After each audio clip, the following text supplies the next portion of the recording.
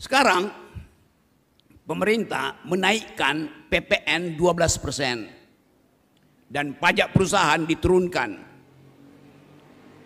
Jadi Anda lihat misalnya, apa akibatnya kalau pajak perusahaan itu diturunkan?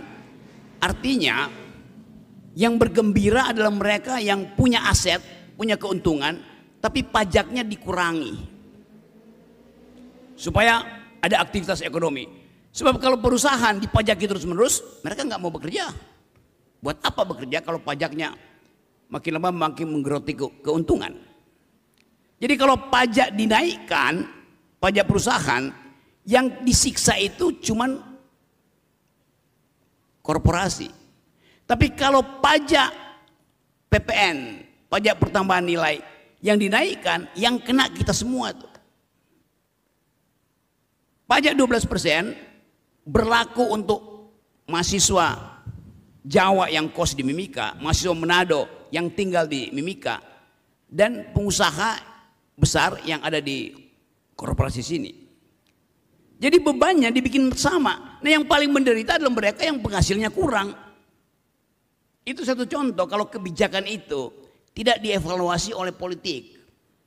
Jadi tugas dari milenial adalah mengevaluasi kebijakan publik, memastikan bahwa ada sesuatu yang salah dalam ukuran-ukuran publik. Saya kasih contoh kecil-kecil. Kalau kalian lihat apa yang disebut angka kesenjangan.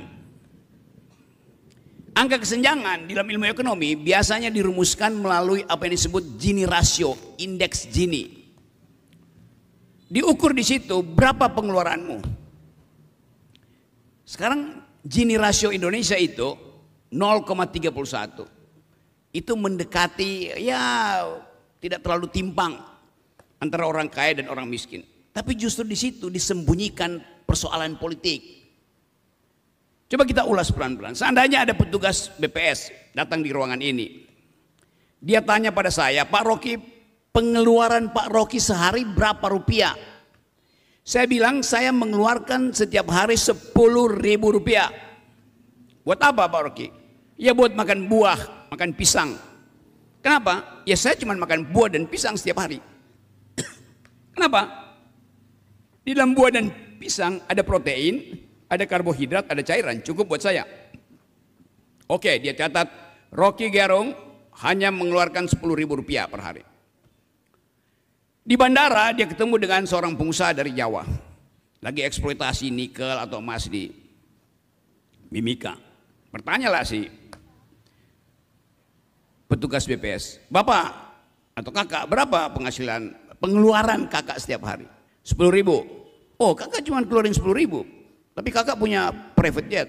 Iya, karena saya diminta dokter hanya minum vitamin, saya banyak penyakit. Dia cuma mengeluarkan 10.000, sama dengan saya.